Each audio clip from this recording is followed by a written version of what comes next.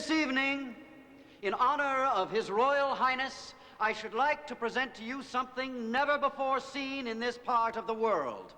Something very dangerous. Your Royal Highness, my lords, ladies, and gentlemen, I give to you my greatest challenge, the Chinese water torture cell.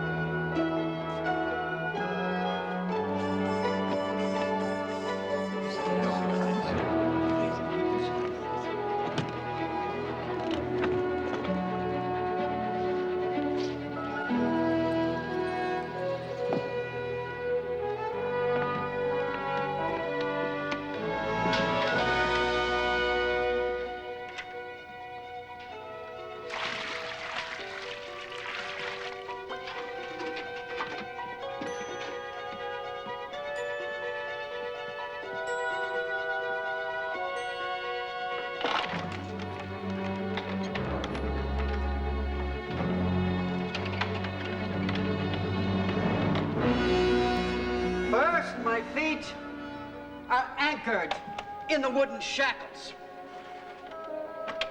Then I will be hoisted up and lowered into the water-filled chamber.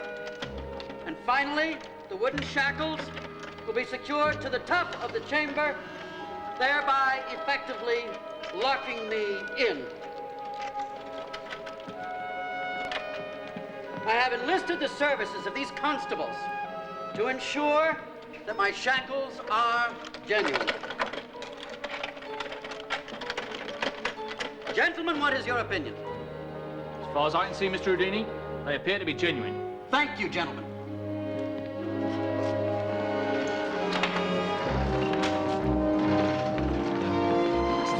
Previously, Mr. Houdini has demonstrated the ability to hold his breath underwater for just over 2 minutes.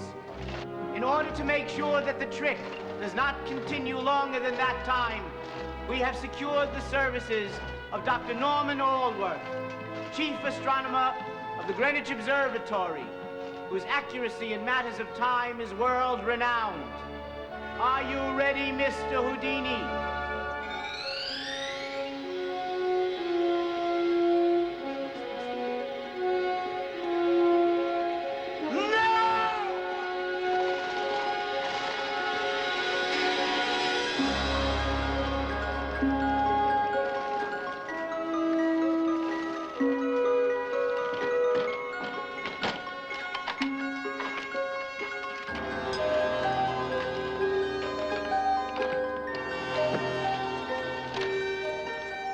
In the interest of safety, we are joined by Mr. Lin Powell, the gentleman who first introduced this illusion to Mr. Houdini.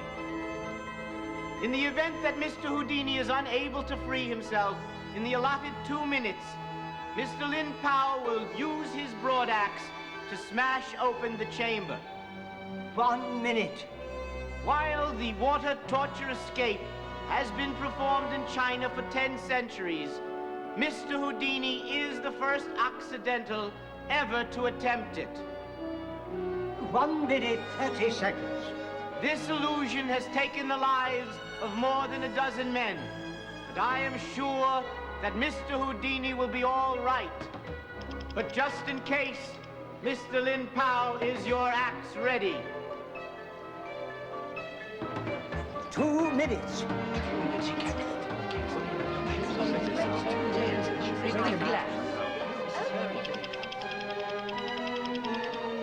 Two minutes, 20 seconds.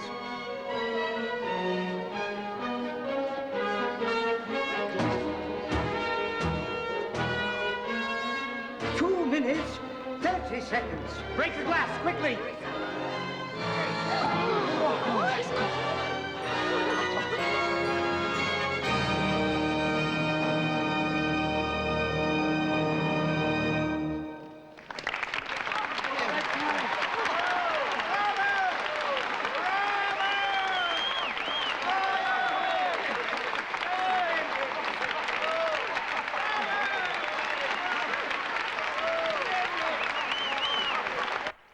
Thank you, thank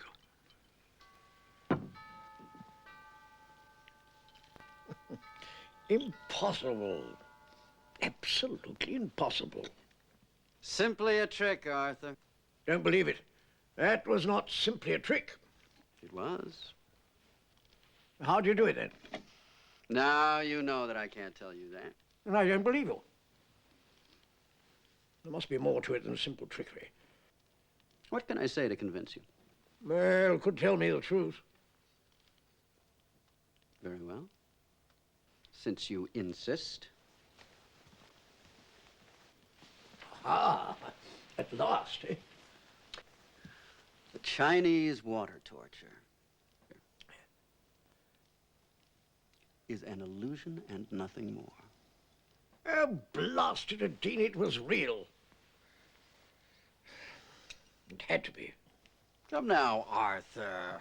Do you think that I made myself dematerialize or something, huh? I could believe that. Did you? There is nothing mystical about what I do. There is nothing mystical about me. I am a man, just like you. There's more to it. I'm convinced of that. Oh, Arthur, will you never give up your belief in all this mystical hocus pocus, hmm? Have you never wondered about it yourself, Houdini? Hmm? Wondered about the unexplainable, fantastical, the truly magical? Have you never had an experience that gave you pause for thought? Hmm? A brush with the mystical? No.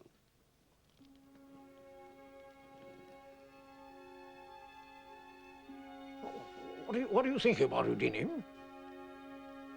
Confound it, Houdini. What is it? Tell me.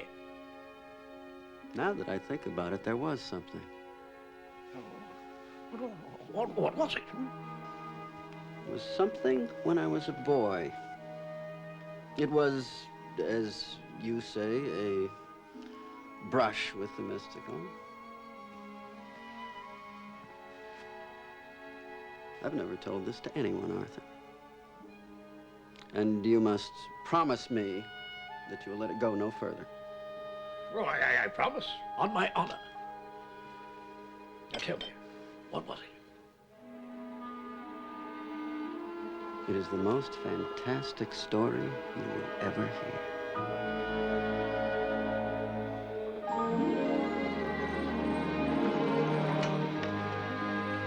Many years before I took the name Harry Houdini, I was Eric Weiss. I lived with my family in a small town in Wisconsin called Appleton.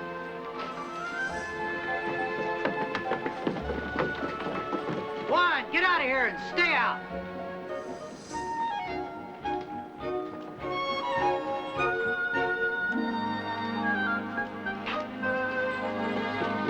Even at a young age, I was on my way to becoming the greatest magician in the world, playing some of the grander houses in the area, performing wondrous and mystifying feats of daring for the local citizenry.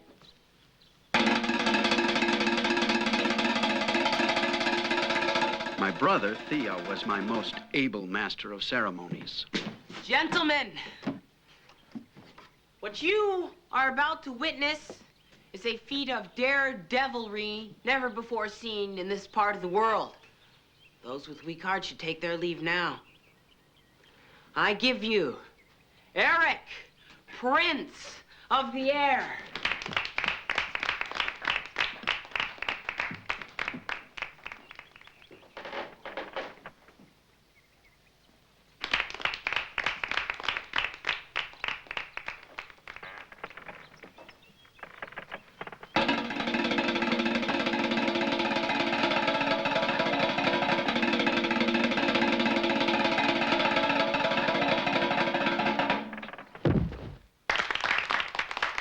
Much as they are today, my audiences in the beginning were very receptive. But difficult to keep entertained, so I embarked on that area of performance for which I would become famous.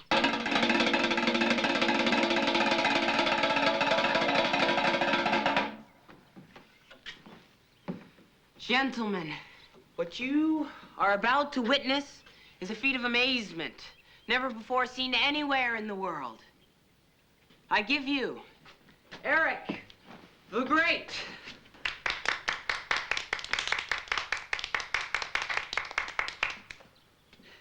Within seconds, Eric the Great will free himself from these unbreakable bonds.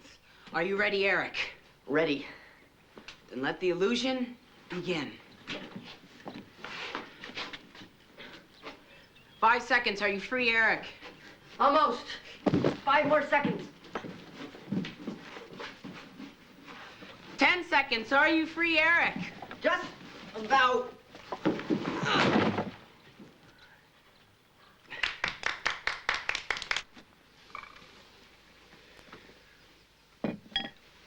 Why do you do these things, Eric? Why do you pull these crazy stunts? Because I'm in training, Papa. I'm going to be the greatest magician in the world. Mr. O'Casey has been good enough to take you on as an apprentice. Take advantage of it and forget about magic. But I can be rich and famous. A good locksmith, Mr. O'Casey tells me, can earn $500, $600 a year. The great Merlin himself, I heard, earns $2,000 a year. Merlin, indeed. Eric, I want you to be happy and have a good life. But forget about dreams. They have a nasty habit of not coming true. So no more talk about magic. Agreed? Yes, Papa. Ah, you know, Eric, me boy, there's poetry in knocks. Sheer, blissful poetry.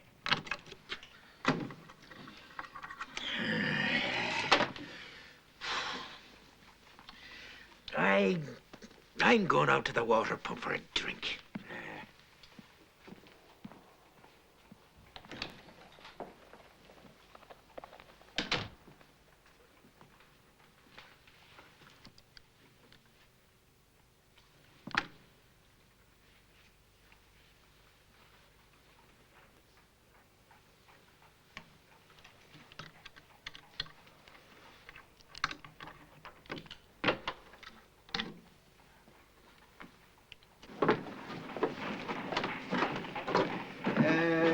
You wait here, Eric, my boy, and I'll be out in half an hour.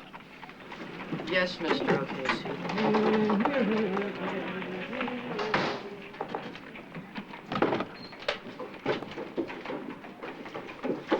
Eric! Eric! Eric, you'll never guess who's right here in Appleton. Who? Well, guess. I don't want to guess, Theo. Who is it? All right, one hint. His first name is the Great. The Great Merlin? The Great Merlin is here in Appleton? In person. He's at the hotel. He stopped off on his way to Chicago. What are we waiting for? Let's go!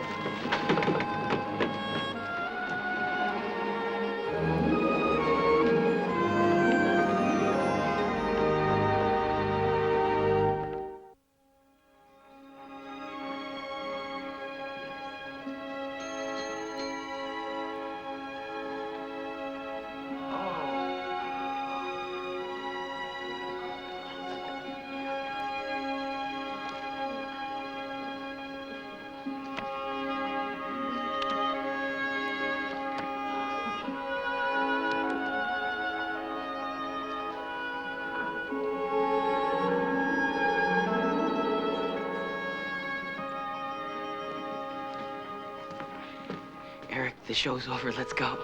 Just a minute, Theo. Just a minute. Good day to you, young man. Good day, sir. Don't tell me, let me guess. You, sir, are a fellow magician. Am I right? Well, sort of. Perhaps you can help me with something else.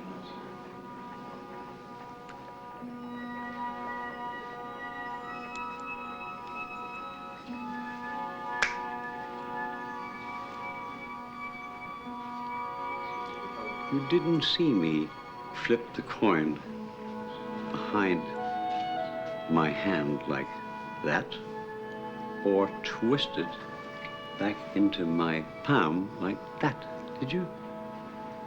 No, sir. Excellent. Perhaps I'm not losing my touch after all. Well, goodbye to you, young man.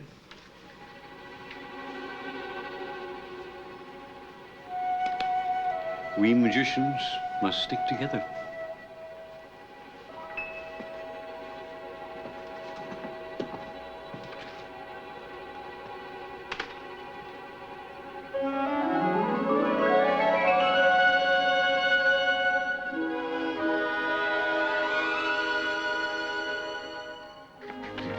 He knew I was a fellow magician.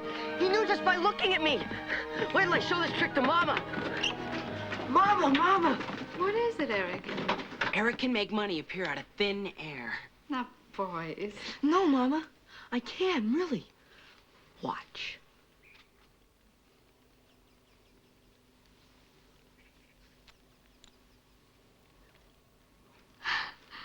How'd you do that? Magic. And watch this. Watch what else I can do.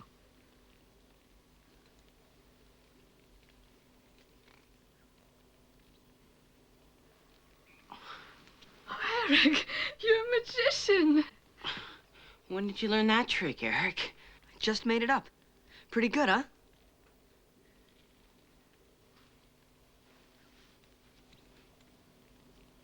For you, Mama. It's wonderful. It's wonderful. Wonderful indeed. You'll have to make money appear out of thin air because you'll never earn it any other way. Samuel, what is it? What's wrong? Your son has just been fired from his job. Mr. O'Casey says he hasn't got time for boys who run off. If Eric doesn't want to learn the trade, there are plenty of other boys in town who do. Go to your room, Eric. But, Papa... Go to your room.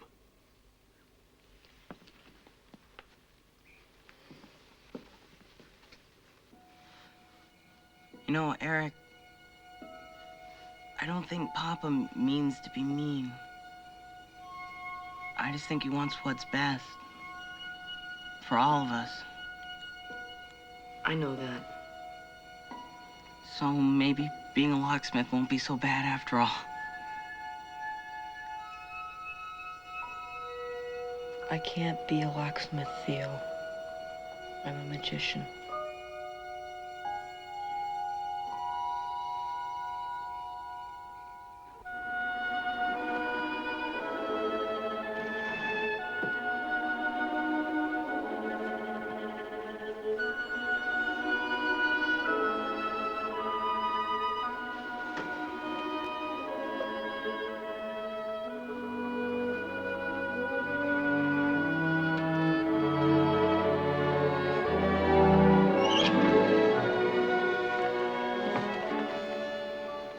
You didn't think I was gonna let you leave without me now, did you?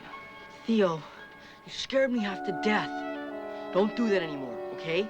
All right, let's go before someone wakes up. You can't come with me. You've got to stay here and look after Mama and Papa. They need you.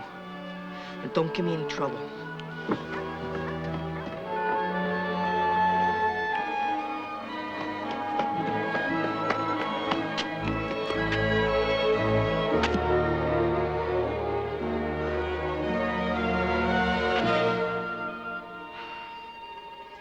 Theo, I told you not to do that anymore. Where are you going? To Chicago. The great Merlin is there, and I'm gonna ask him to take me on as his apprentice. But you need me. Who's gonna be your assistant? I'll hire someone. Now go home. Shh.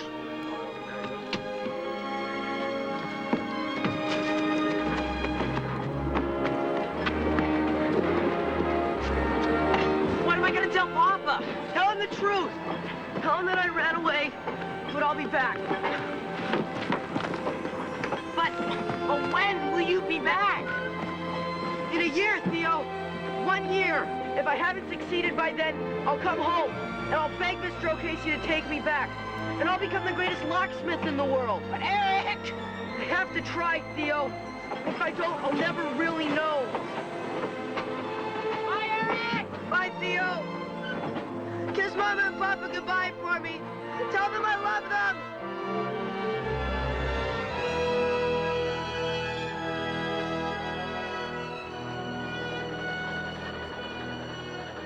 And so as the train carried me off into the night, I was at once filled with excitement and fear, uncertain of what adventures lay ahead. Yet I knew I was following my destiny.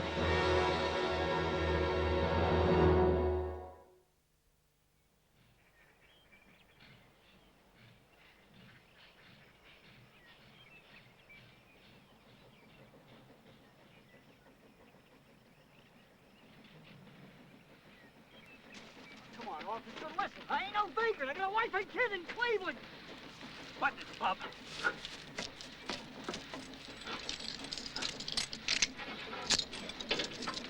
You're making a mistake. I don't hold you. When I get back, you're gonna wish you'd picked another train to hop.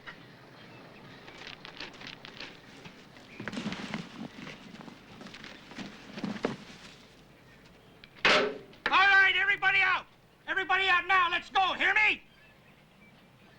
If I have to come in there, you're gonna get the beating of your life. Understand me?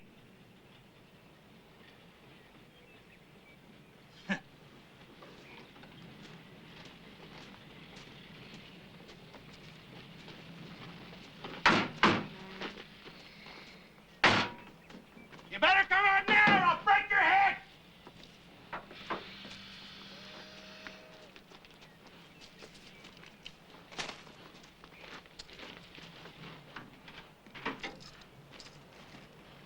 Hey, kid!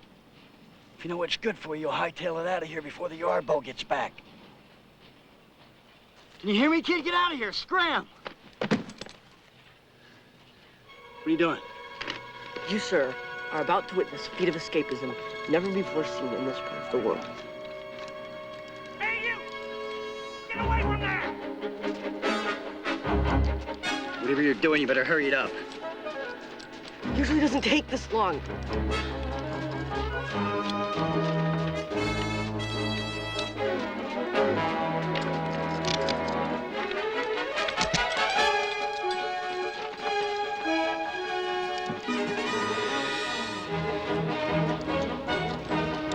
Come back here, you two! Name's Slats Carson. What's yours? Eric Weiss. Pleased to meet you, Eric. Where'd you learn to pick a lock like that? I'm a magician. Oh, yeah? Can you make us disappear? Not yet, but I'm working on it.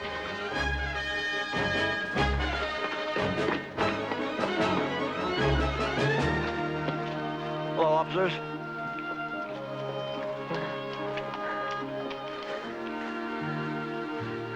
I thought Chicago'd be bigger than this. It is. What do you mean? Chicago's a lot bigger than this, kid. This is Kansas City. Kansas City? But I don't want to be in Kansas City. I want to be in Chicago. You must have hopped the wrong train, kid. Come on.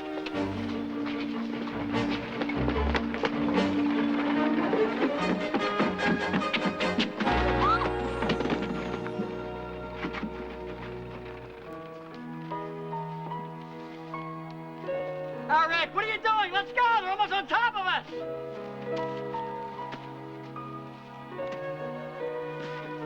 I'm terribly sorry. I hope you're all right. I'm fine, thank you. You sure are in a hurry. He's in a hurry, all right. Let's go. Bye. Bye. Oh my, aren't I the clumsy one?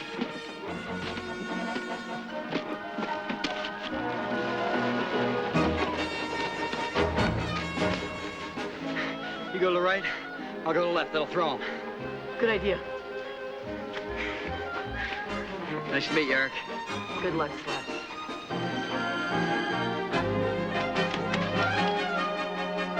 I think you went down here.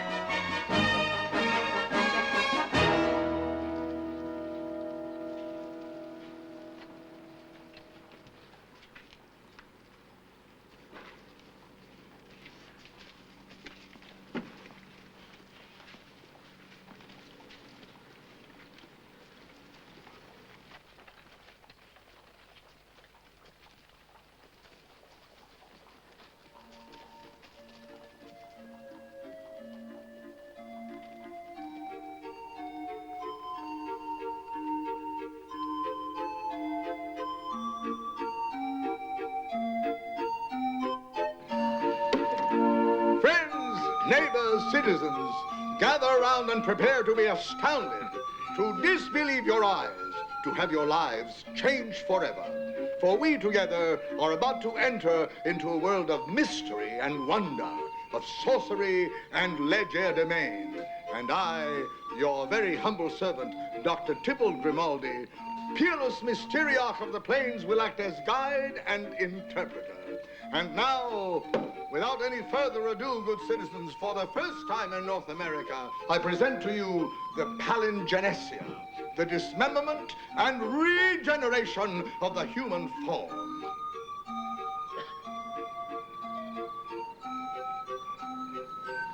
Ladies and gentlemen, you may think you see before you an ordinary wooden cabinet. You are wrong. This is no ordinary cabinet. This is a cabinet of death,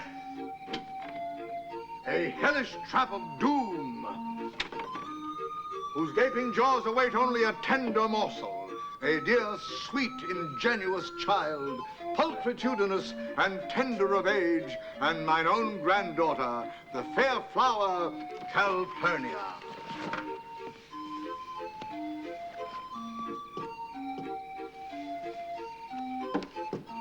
Any questions? None? Excellent. Are you ready, my dearest child? Yes, Grandfather, I'm ready. Then, brave child, go into the box.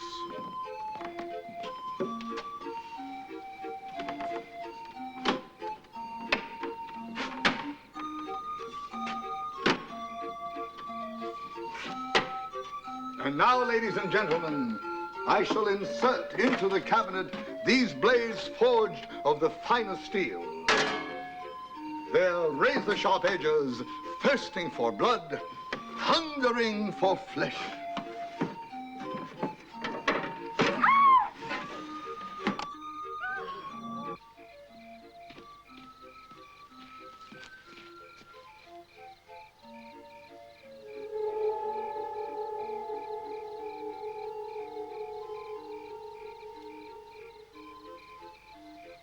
I'm sorry.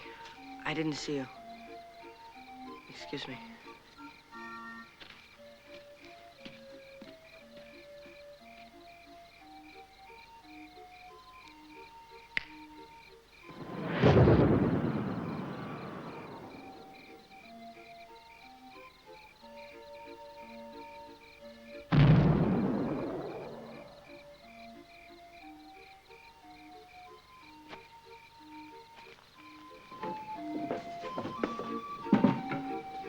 Cleaved, quartered, hacked to pieces. And yet, good friends, and yet, can this be true?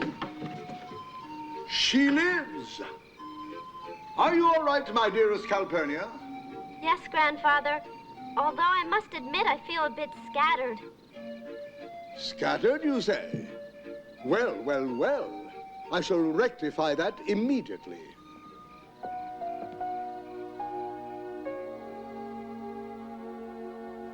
Calpurnia, Calpurnia. Never had I heard such a beautiful name. I could hardly wait for this vision of loveliness to be reassembled. I assure you, ladies and gentlemen, I have performed this trick over 1,000 times. And I have yet to misplace a part.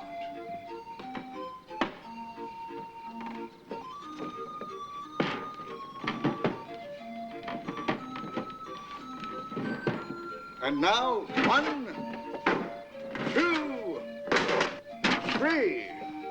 And now, ladies and gentlemen, the palingenesia. Totally reassembled and apparently none the worse for her terrifying experience, the radiant Calpurnia.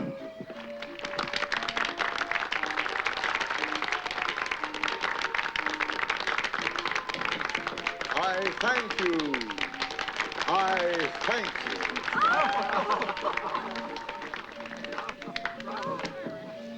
you. In return for the miracle you have witnessed this evening, I ask no recompense, but merely your kind indulgence a moment longer to introduce to you Chief Grey Wolf.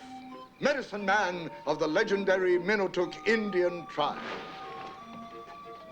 The noble gentleman you see here tonight is the creator of the most remarkable tonic the world has ever known, Wizard Oil. Ladies and gentlemen, I call your attention to the bottle which I hold in my hand. The miracle of the ages, good friends, the magic elixir of the Minotook. And what do we ask for this amazing potion? The king's ransom? Never. A double eagle? Don't make me laugh. Wizard Oil, the sovereign remedy of the Minotook Indian, the purest, safest, most effective medicine known to the white man's world, can be yours, good citizens, for the meager sum of 25 cents, $0.25. $5. A good day's work indeed. Ah, the miracle of the ages. You know, John, this is grand stuff, but I do believe the only thing it cures is thirst. Ow! Who goes there? Identify yourself immediately. Eric Weiss, sir. Weiss? Weiss? Do I know you, Mr. Weiss? No, sir. It's Dr. Grimaldi. Then why are you lurking in my bushes like a sneak thief? Well, saw the show, sir. And, well, I was wondering if you might need someone. Well... Spit it out, lad. I haven't got all night. I want a job, sir. I want to join your world of wonders. Well, you could have saved yourself that bump on the noggin, Mr. Weiss. I have nothing available. But I'm a magician. Watch closely. Not bad. Not bad at all, Mr. Weiss. But I have plenty of those. Wow. Do you have any other talents worth mentioning, Mr. Weiss? I'm also an escape artist. I can escape from anything. Really? Anything? Yes, sir. Anything. John, get us some rope.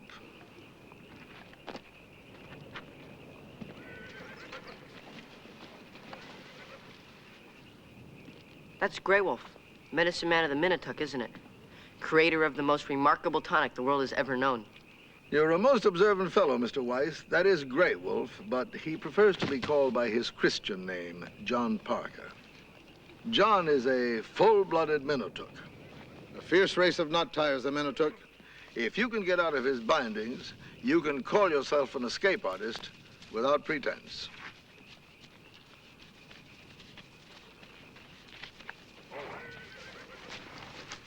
Hello, John Parker.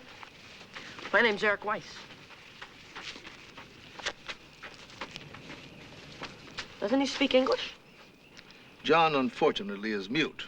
He understands everything you say, but he is unable to reply.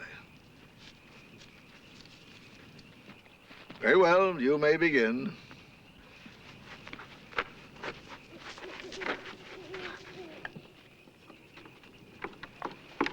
Grandfather, is supper ready? Oh, hello there. What are you doing here? Hello. Are you and Mr. Weiss acquainted, my dear? We met this morning in the city, although he was in quite a hurry, so we haven't been formally introduced. Ah. Mr. Weiss, my granddaughter, the radiant blossom, Calpurnia. Very nice to meet you, Mr. Weiss. Grandfather, why is Mr. Weiss tied up? He is auditioning for a position as escape artist, my dear. Do you think a genuine escapist would be a worthy addition to our show? I think it would be a wonderful addition. Continue, Mr. Weiss.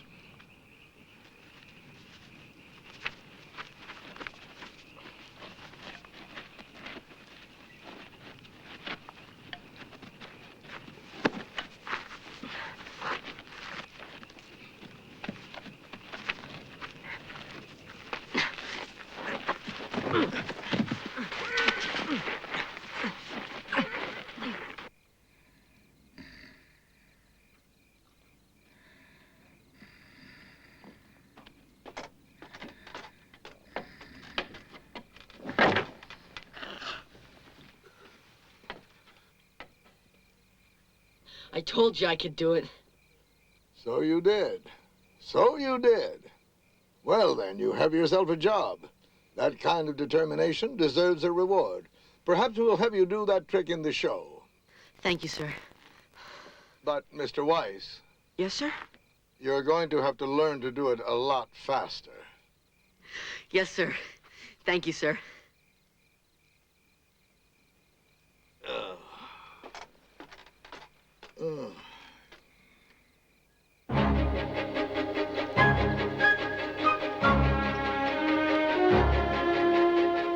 And so it was that I found gainful employment with Grimaldi's World of Wonders and Miracle Medicine show.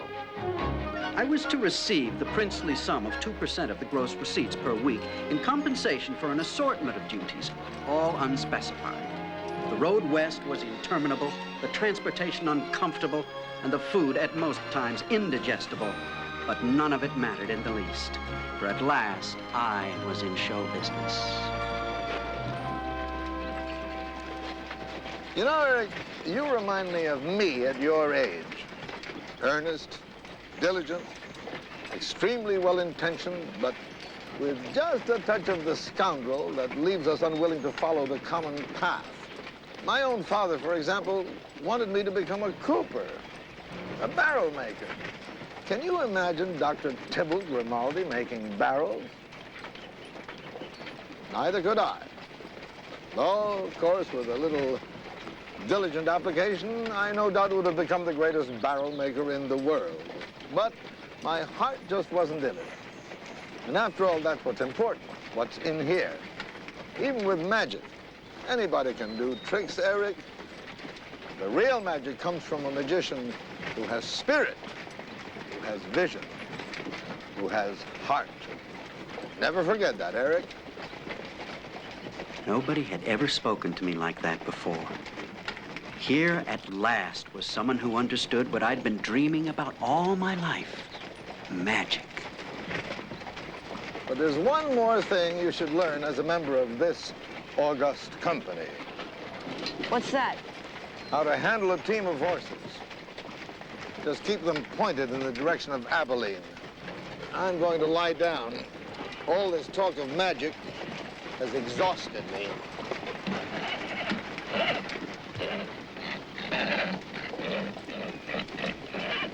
I brought you something to eat. Oh, thank you. It's very nice of you. She sat beside me. There was a strange stirring in my stomach. I assumed it was love, although at that time in my life I had nothing to compare it to.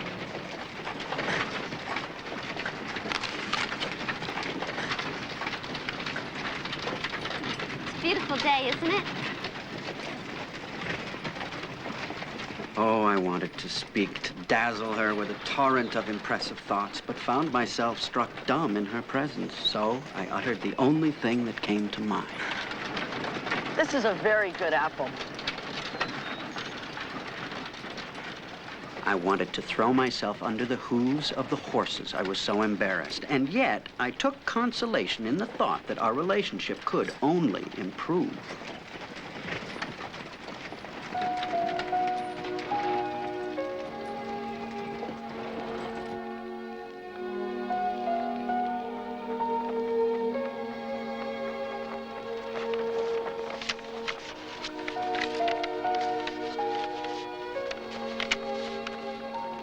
Although I missed my family desperately and kept up a regular correspondence, I was beginning to feel very much at home with the Grimaldi troupe. I'd already fallen completely in love with Calpurnia. And I felt as close to Dr. Grimaldi as if he were my own father.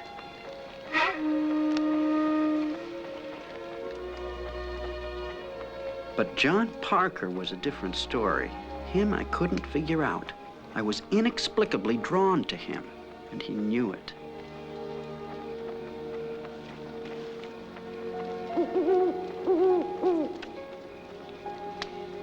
Well. Well, night has fallen. It's off to bed for the good doctor. We have a long trip ahead of us. Good night, Eric, my boy. Good night, sir. Keep at it, lad. You'll master it one day, I'm sure.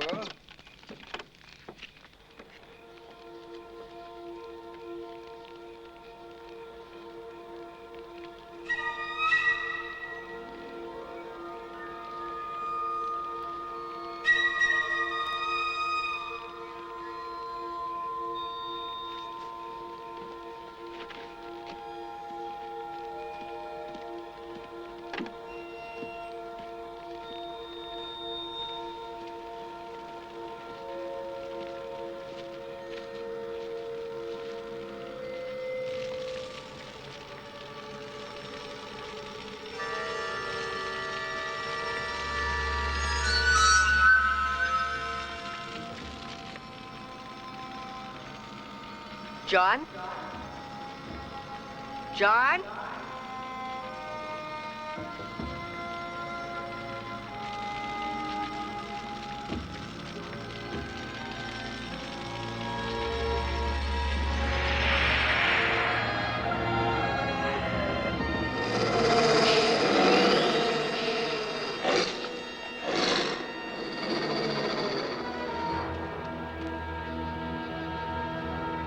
Take it easy, Wolf. I'm leaving. I'm leaving. Oh, boy.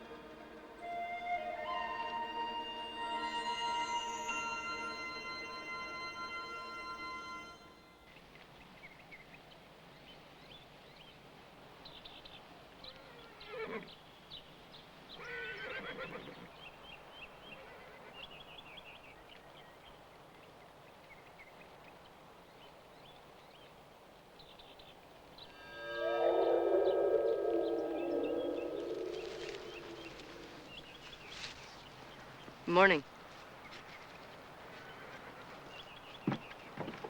Time to get up, Eric, my boy. It's almost 6:30 and we have a lot of work to do. I have a new trick to show you. Came to me in the night, positively inspirational. But first, nourishment. Eric, go fetch some water. John, old fellow, let's get started with that breakfast, huh?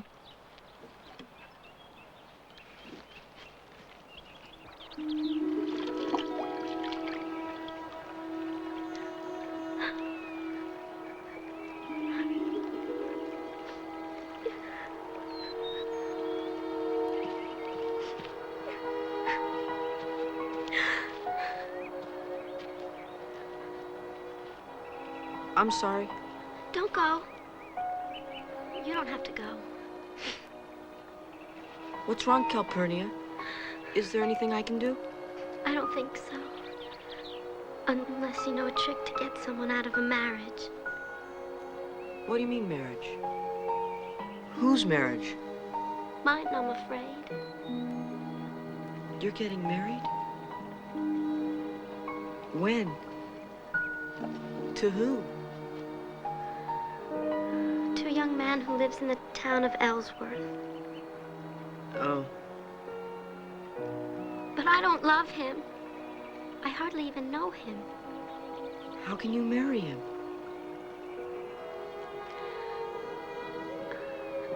A year ago, our wagons were destroyed in a fire when we were in Ellsworth. A man named Johnson offered to lend us some money in order to rebuild, but Grandfather didn't have anything to use as collateral.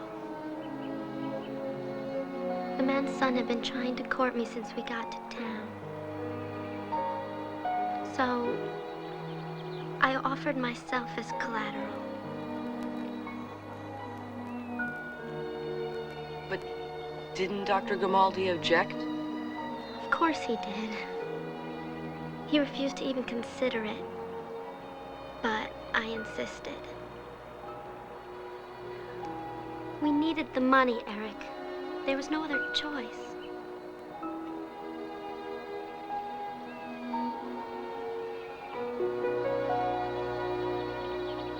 I feel as badly about this as you do, my boy. In fact, I have taken steps to remedy this situation. Over the year, I have accumulated a sum which I hope Mr. Johnson, as a gentleman, will accept as a down payment. But what if he doesn't accept? We must continue to think positively, Eric.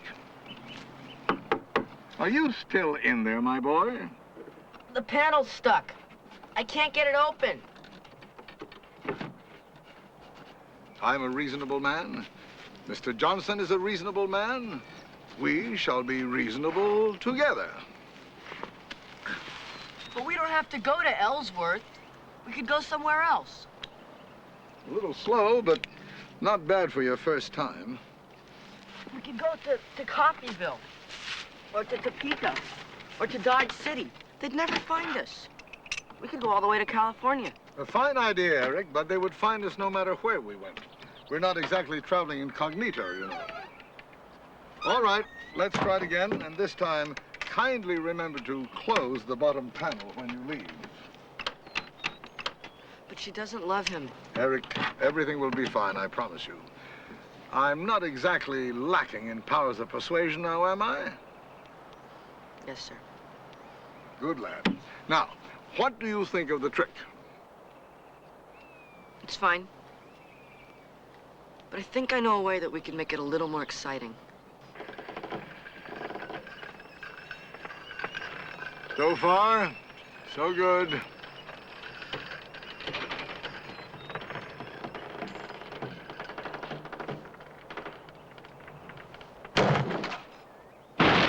Excellent! Excellent! So what'd you think? Terrifying. Having the rope break was positively genius. You've taken a standard trick and turned it into something sensational.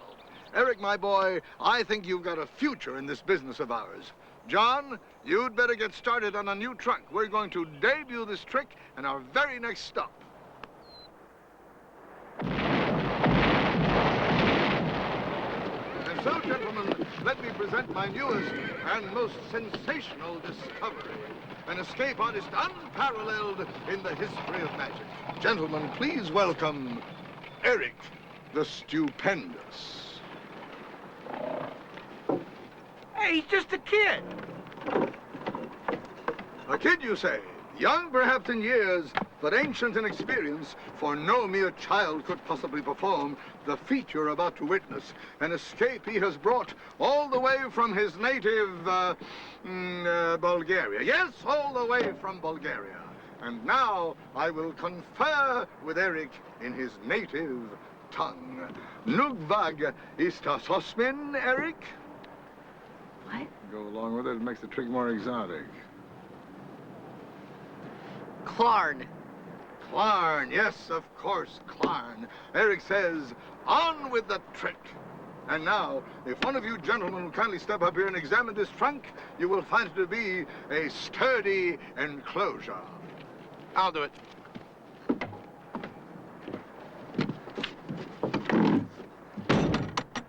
This seems okay to me. No one can get out of that. Ah, but you're wrong, sir. Eric will escape in a flash. I got a $20 gold piece, says he can't. A wagering man, eh? Yes, let me take this up with Eric.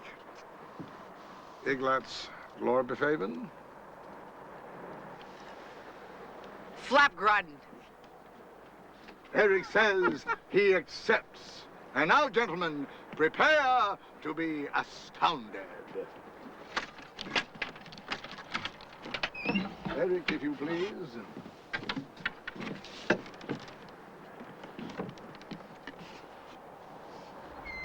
don't mind if I do that, do you? Not at all, sir. Here is the padlock. Don't need it. Okay, kid, down you go. Get in there.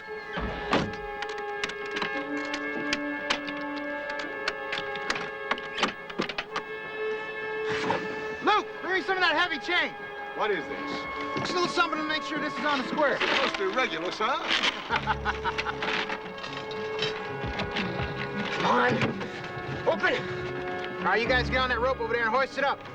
I appreciate your assistance, sir, but really, this padlock is made of the finest steel available and is more than adequate for the task.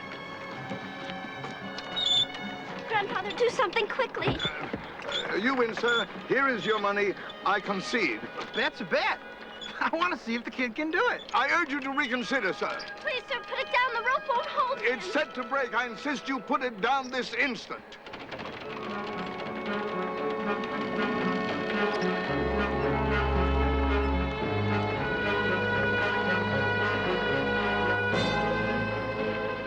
I can't believe this is happening. Please, sir, I'll give you $100 cash. Just set it down now. All right, kid, do your stuff. How do you say, are you out yet in that Bulgarian talk?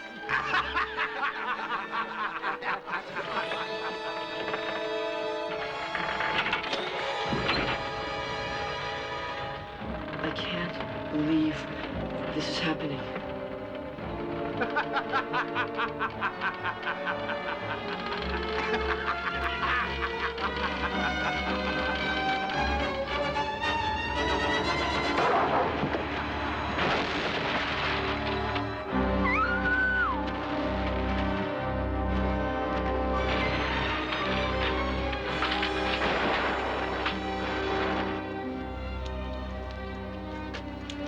It's all my fault.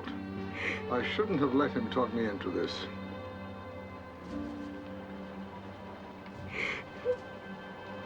God in heaven.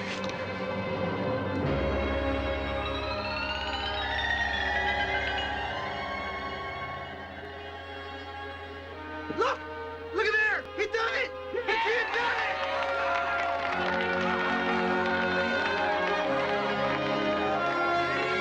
Here you go. Fair and square. Brother, that's the dangest trick I ever seen. Trick. Brother, it's a miracle.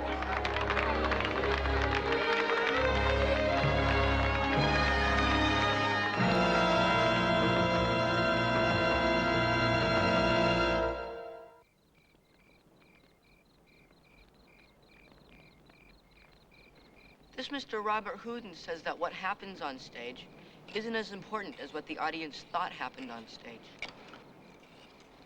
Clever fellow, Robert Houdin. I've often said the same thing myself.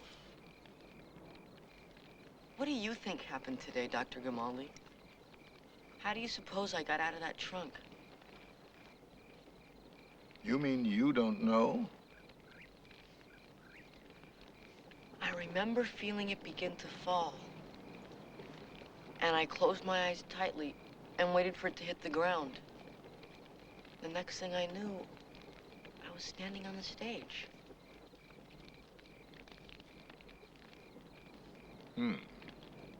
Perhaps there wasn't enough oxygen in the trunk, which caused you to lose consciousness.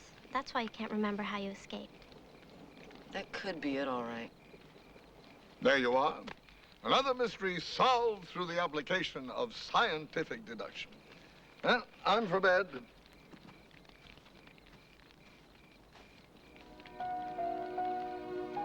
Good night to one and all.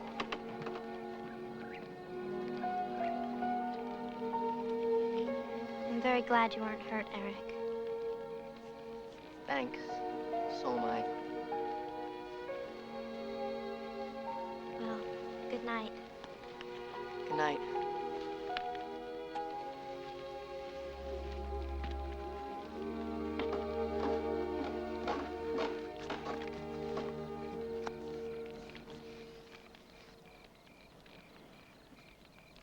I guess they could be right.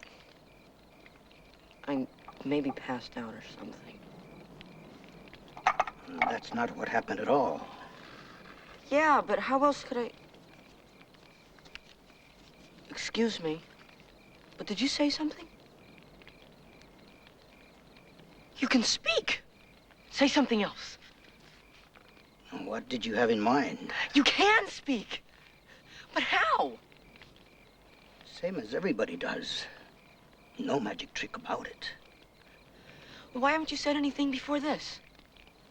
Didn't have anything important to say. Until now. Did Calpurnia and Dr. Grimaldi know about this? No. This has to be our secret. Just between you and me. Promise you won't tell. Or I won't tell you how you got out of that trunk. You know? How? First, promise. All right. Okay, I promise. Not a word. Now, how'd I get out of the trunk, John? How'd I do it? Maybe I shouldn't. Yes, John. You should. I don't think you're ready to know. You're very young. I'm almost 14. I'm practically a man. I suppose you are.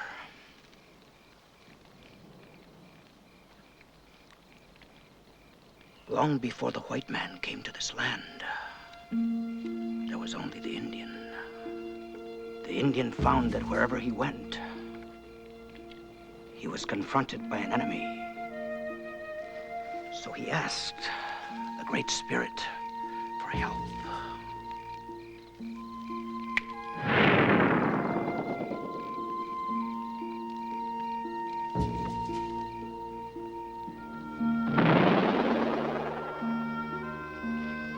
You have given us much, Father, the Indian said to the Great Spirit. But we cannot fish like the bear or hunt like the panther. Give us something that we might survive among our enemies. Magic? Not magic. The power. The power. I will choose one among you, the Great Spirit said, and I will teach it to him. He will be very special. So the Indian waited for the chosen one to be made known to them. Then one day, a young brave named Walking Dog found himself stranded on a precipice face to face with a hungry panther. Walking Dog knew he was about to die. He shut his eyes tight, calling out to the Great Spirit.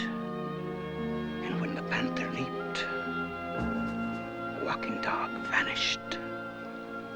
The panther sailed over the precipice to his own death. Moments later, Walking Dog reappeared.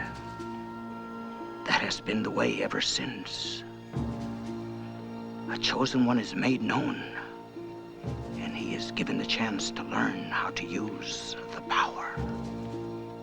Gosh. Do you think that happened to me?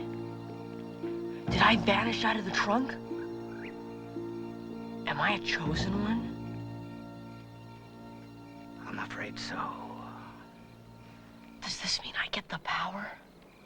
You have it already, but you don't know how to use it. How can I learn? To learn how to use the power, you must become a man of wisdom. You need to learn from a chosen one.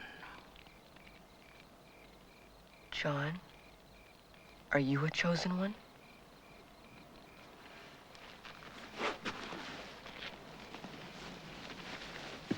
John,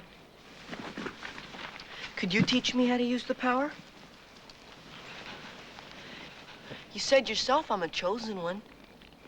Aren't you supposed to teach me? You may not be ready. You may be unworthy.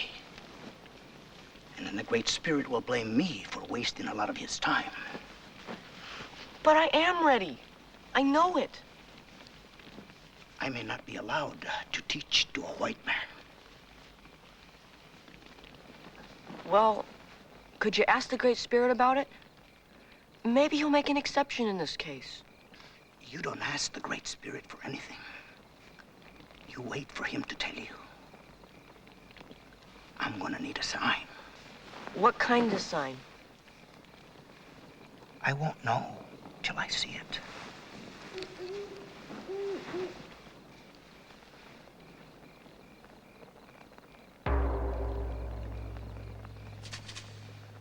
The power. This is no ordinary cabinet, ladies and gentlemen. It is a cabinet of death, whose gaping jaws await only a tender morsel. A dear, sweet, ingenuous child, mine own granddaughter, Calpurnia.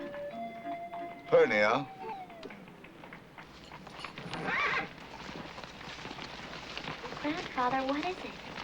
I'm afraid it's the Johnsons, my dearest. Grimaldi, we come for the girl. Less by chance you have the money you owe me. Yes, well, I've managed to accumulate a portion of the sum, approximately 50%. You ain't got it, Pa. The gal is mine. Mr. Johnson, I appeal to you as a reasonable man. A bargain's a bargain, Grimaldi. Our deal was for payment in full. She's real pretty, ain't she, boy? Get your hands off of me. Sir, unhand my granddaughter. She may be your granddaughter, Doc, but she belongs to me now. Where's that preacher? You boys go fetch that preacher back over here. Sir, I demand that. Let me go! Let me go! Let me go! You heard the lady. Let her go. Well, who are you, little fella? I am Eric the Great. Oh, yeah? Well, what makes you so great, Eric? This.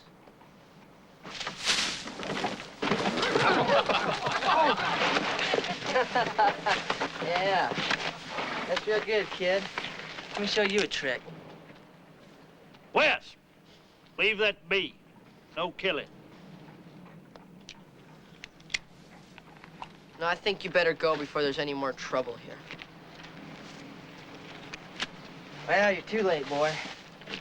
'Cause you already got trouble.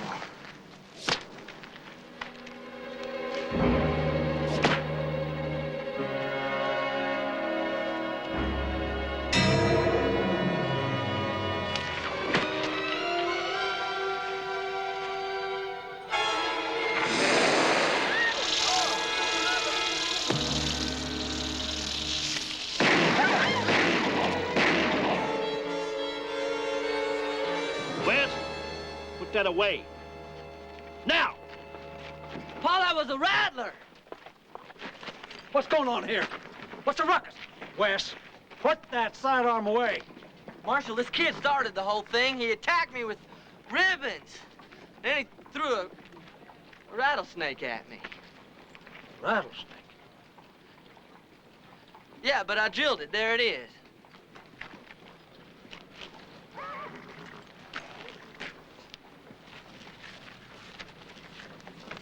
Mean that?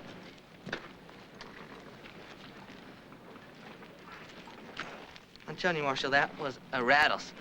Come on, Wes, let's go. Mount up. This ain't over, kid. You're still promised to me, girl. I'll be back.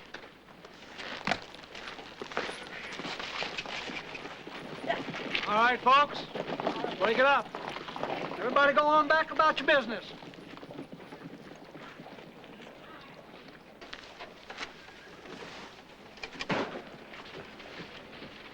That was pretty good. Best trick I ever saw. It wasn't a trick. That was the power. There's a big difference, boy. Remember that always. And if someone ever suspects that you have the power, deny it. Deny it until they believe you. Remember that always, too. That's your second lesson. You're teaching me. You got the sign, didn't you? You got the sign. You stood up to those men, knowing that they might kill you. That took courage. I knew then that you were worthy. I told you I was. Oh, boy. Just let those Johnsons try something now. No. You have a lot to learn.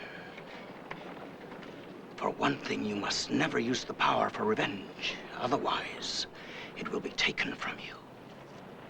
All right. I promise I won't use the power for revenge. Now, when do we start? At first light. Whoa! Sometimes I think the Great Spirit is losing his senses.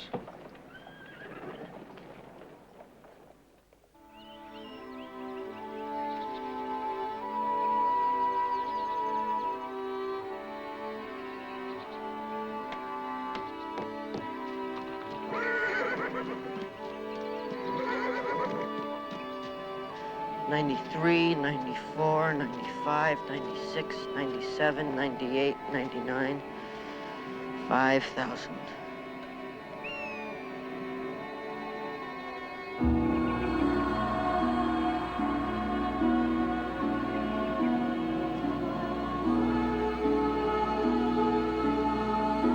I followed his instructions exactly.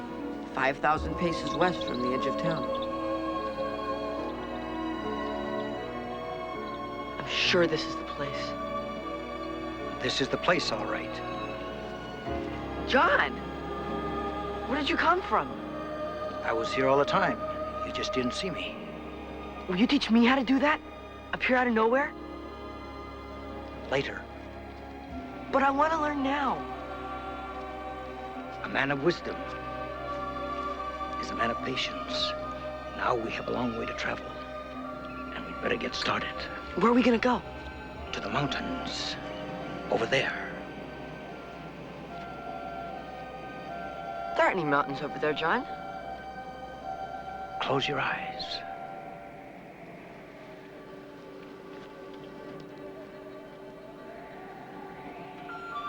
Now do you see the mountains?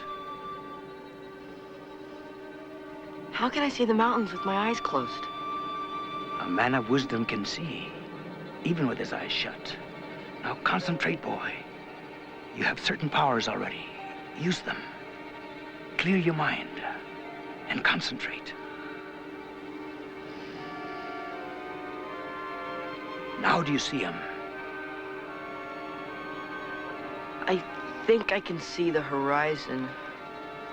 A man of wisdom must be able to see beyond the horizon. I'm trying, John. I knew this was going to be a waste of time. I'm leaving. No, John, wait. I can do it. I know I can.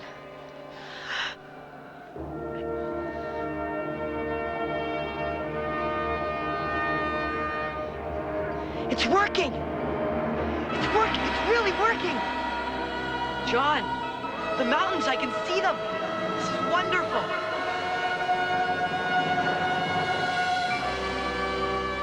John? John? John, help me! John, please! Concentrate. Trust your imagination. I'm trying, John. I'm not falling. I'm not falling. I'm not falling. John, I'm flying! This is the greatest trick ever. I feel so free, so powerful, like I can do anything. Imagination is the greatest power a man of wisdom can possess, Eric. Imagination? You mean this isn't real? If you believe it's real, Eric, then it's real.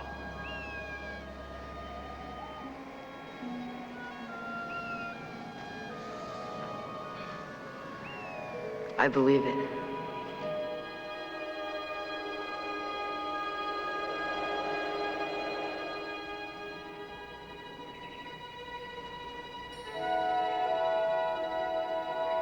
Where are we? Where would you like us to be? What? Where would you like us to be? I wouldn't mind being someplace a little more familiar. John, what's happening?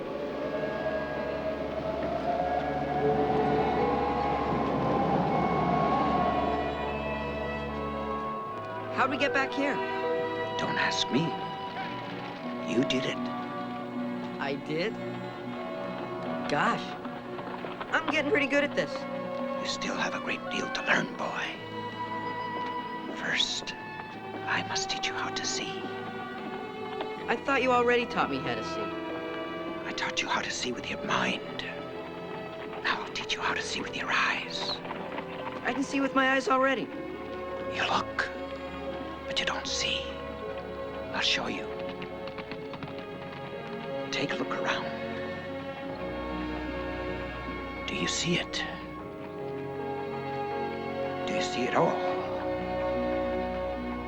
I think so. Then show it to me. What do you mean? Show it to me. You have the power. Go ahead. Show me what you saw.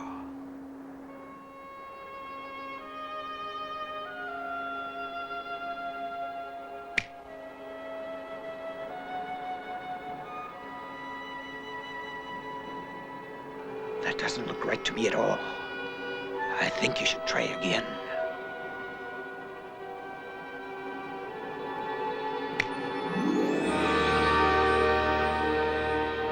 There. How's that? But what about people? And the horses? Oh, yeah. I forgot about them. And the grass? And the sky and the trees? And what about the details? Details? You're still looking, Eric. Not seeing.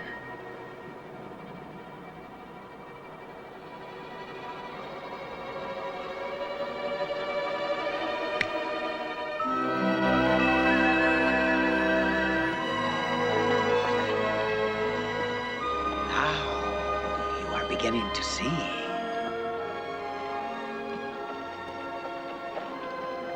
I'm getting pretty good at this, huh? Not too bad for someone so young and inexperienced. But you still have the most important lesson yet to learn. What's that? How to choose the right path. The right path? A man of wisdom knows what he wants and how to get it. He knows how to choose the right path. I don't understand. You want to be the greatest magician in the whole world, don't you? Yes? Then use the power to get it. Right now. Just snap your fingers and everything you want can be yours. That's the easy way. Really? No, Eric. Don't listen to him. He's giving you bad advice. A man of wisdom is patient and determined. He knows the easy path is not always the best way. No, Eric. Don't be fooled. This one is lying to you. He's teaching you to become weak. Eric, a man of wisdom gives to the world as much as it takes. You have the power to be better than all the others. Stronger, richer. Which one of you do I listen to? Which one of you is telling me the truth? Which one of you is you? It's me, Eric. Here. You have learned the final lesson. This is yours. The power belongs to you now. Don't you have anything to say about this? I'll only say this, Eric. Don't listen to either of us. Listen only to your heart. Take the crystal, Eric. Everything you want can be yours.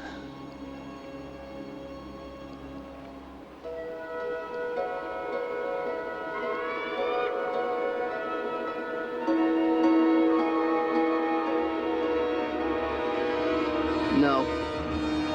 I don't think so.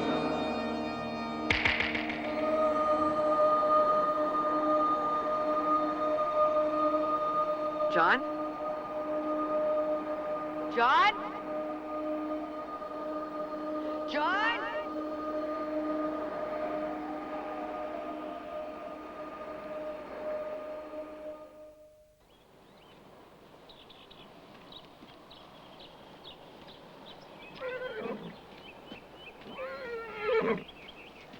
There, my child, don't cry. Everything seems darkest before the dawn. Look, here comes young Eric. What's wrong? What's happened? The Johnsons have sent word they're coming back for Calpurnia, and this time they're bringing a preacher. Where are you going? To stop them. It's no use, Eric. There's too many of them. There's nothing you can do. It's too dangerous. Don't worry about me. I'll be all right. Oh, by the way, do you know where John Parker is? Haven't seen him all day. Well, when he comes back, don't tell him where I've gone.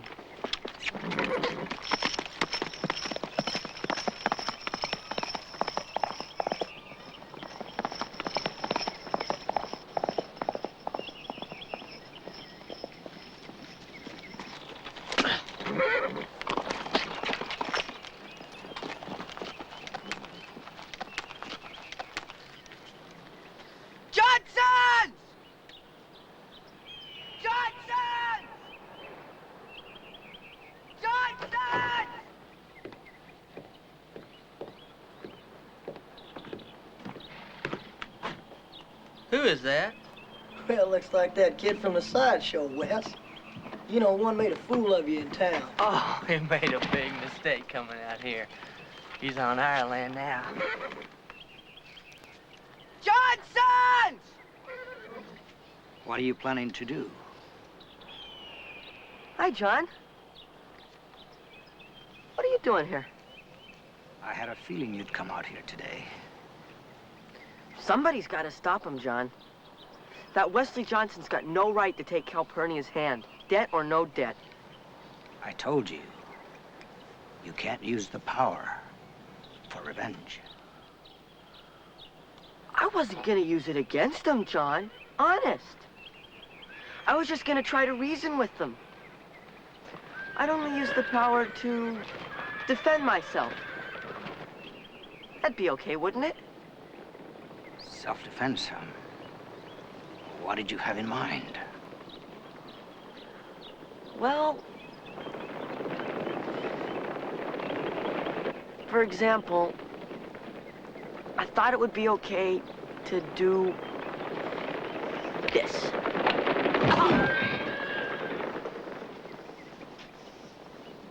No, you couldn't do that. Oh. Well, could I do this?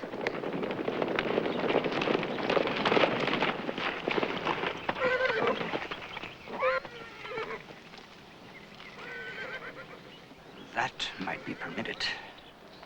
Say, that boy's fast, huh? How'd he do that? I don't know, but he ain't gonna do it again. Wesley, put that rifle away. Just don't slow him down, Pa. How about if I did this?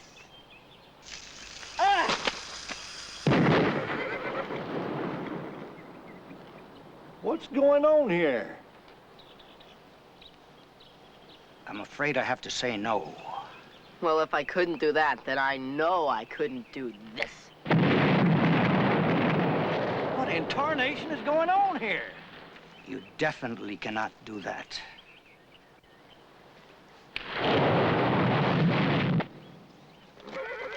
I don't know what's going on here, and I don't care. Yow! Yow! But what about that kid? What about my gal? There's your business, Wes. Get on out of here, get out. No thanks, he can have her. Yeah, come on. John, I'm really glad we had this conversation. I wouldn't want to abuse the power or anything. You are showing definite signs of becoming a man of wisdom.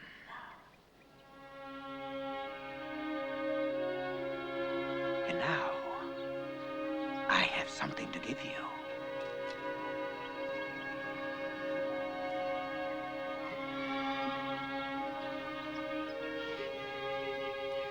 Does this mean that I know how to use the power now? This is just the first step in a life of many steps. Learning to use the power is a lifelong process. I have taught you all I can. The rest is up to you.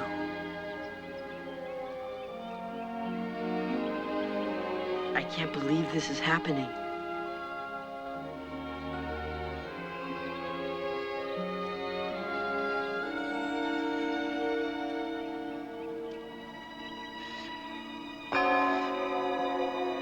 I can't believe this is happening.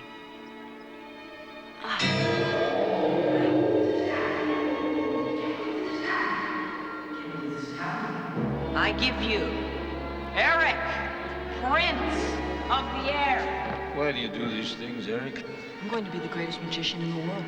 We magicians must stick together. Eric, you're a magician. For you, Mama. I can't be a locksmith, Theo. I'm a magician. But Eric! I've gotta try, Theo. If I don't, I'll never really know. I'm also an escape artist. I can escape from anything. Bet's a bet. I want to see if the kid can do it. Please, sir, put it down. The rope won't hold. It's set to break. I can't believe this is happening.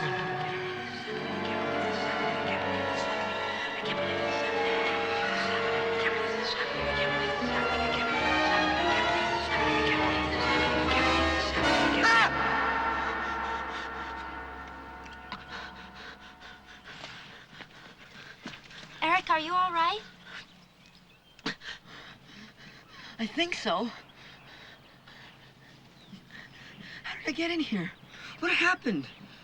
You've been unconscious, my boy, for 3 days. 3 days?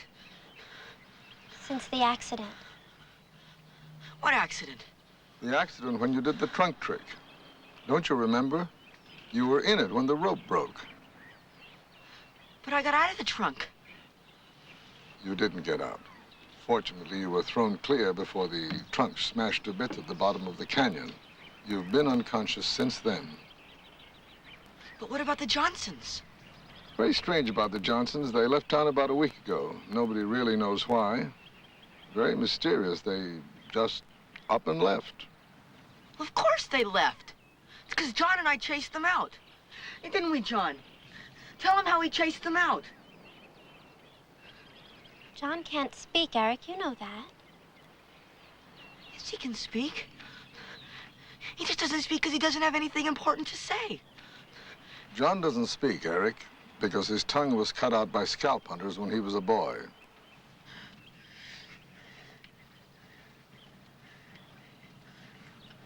You mean it didn't really happen? Better rest, boy. You've had a nasty bump on your head. It's obviously confused you.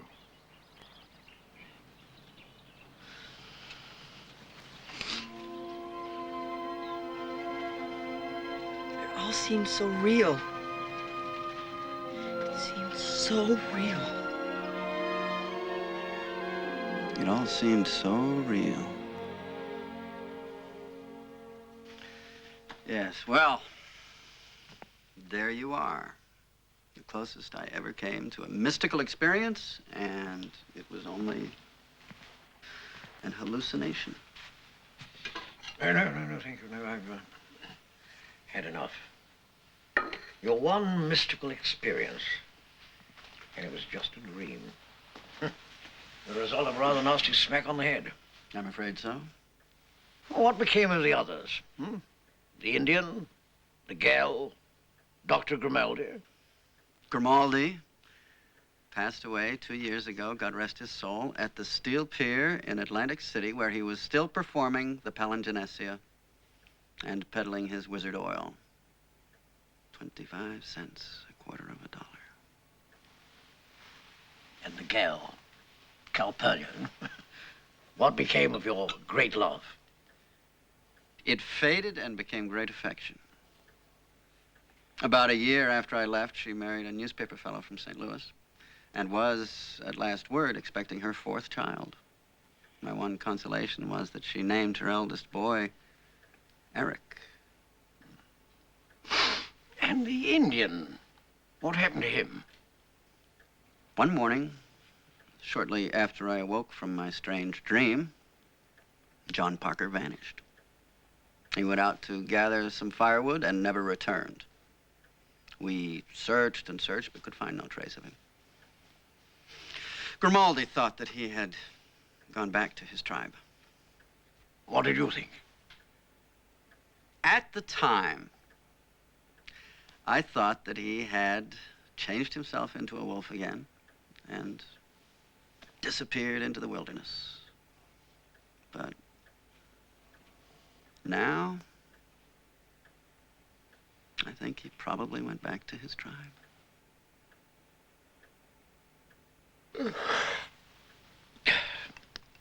Oh, God bless my soul. Look at the time. 5 a.m. We've talked the entire night away. Well, I must be off. You know, Houdini, you never cease to amaze me. Well, my dear chap, many thanks for the evening's entertainment. All of it. The pleasure is all mine, Arthur. I expect to see you again. Oh, good night, my dear old chap. Good night, Arthur. You know, Houdini, perhaps what you say about the magical is true. Perhaps some things are just tricks. Hmm?